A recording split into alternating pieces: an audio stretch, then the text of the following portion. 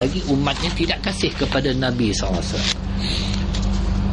Cukup kita katakan hanya untuk menghidupkan sunnah Nabi SAW dalam berpakaian, itu pun kita tak mampu.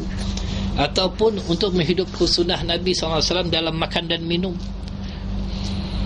yang mana Nabi SAW senantiasa mengajar kita agar kita makan dan minum dengan tangan kanan, kerana sesungguhnya syaitan itu makan dan minum dengan tangan kiri. Itu pun masih kita tak mampu.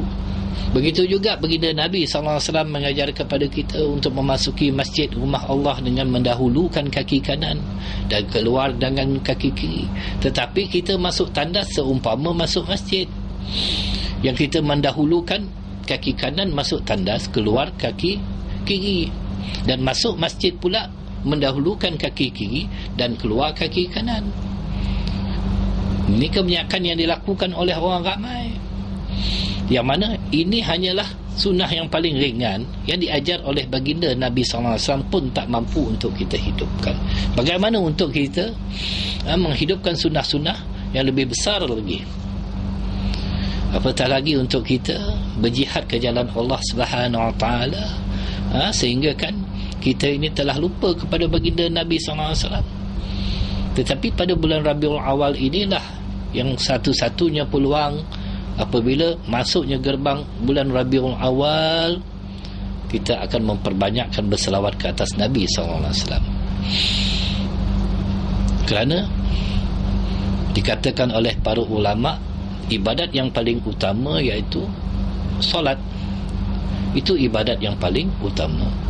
Adapun selawat merupakan ibadat yang paling mulia kerana ia dilakukan oleh Allah Subhanahu Wa Taala dan para malaikat, sebagaimana firman Allah Subhanahu Wa Taala menyebut, innallaha wa malaikatahu yusalluna 'alan nabi ya ayyuhallazina amanu sallu 'alaihi wa sallimu taslima. Sesungguhnya Allah dan para malaikat berselawat ke atas Nabi SAW. Wahai orang-orang yang beriman, berselawatlah kamu ke atas Nabi SAW. Apa yang menyebabnya? Menyebab tertahannya lidah kita daripada berselawat ke atas Nabi SAW. Sehingga kan kita tak mampu untuk mengucapkan selawat ke atas makhluk ataupun insan yang telah memberi cahaya iman, cahaya Islam, yang telah menyelamatkan kita daripada tercampak dalam jurang api neraka. Maka dengan itu, bagi mereka yang tidak ada perasaan kasih, cinta kepada Nabi SAW, Allah SWT mengancam mereka ini dengan satu azab, balasan azab. Dan mereka ini dianggap sebagai orang yang fasik. Walaupun kita tahu bagi mereka yang meninggalkan solat hukumnya fasik, tetapi bagi mereka yang tidak mempunyai perasaan mahabbah, cinta kasih kepada Nabi SAW, mereka ini juga tergolong di kalangan orang-orang yang fasik.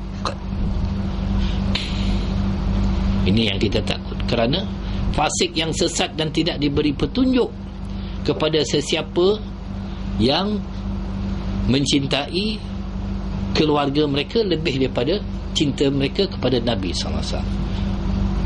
Ataupun mereka itu melebihi mencintai harta benda duniawi yang mereka usahakan, ataupun mencintai anak pinak, anak cucu, siapa sekalipun, melebihi daripada cinta kepada baginda Nabi SAW. Maka dengan itu perlu, kerana baginda Nabi SAW lah yang telah mengajar kita melakukan ubudiyah, beribadat kepada Allah Subhanahu Wa Taala.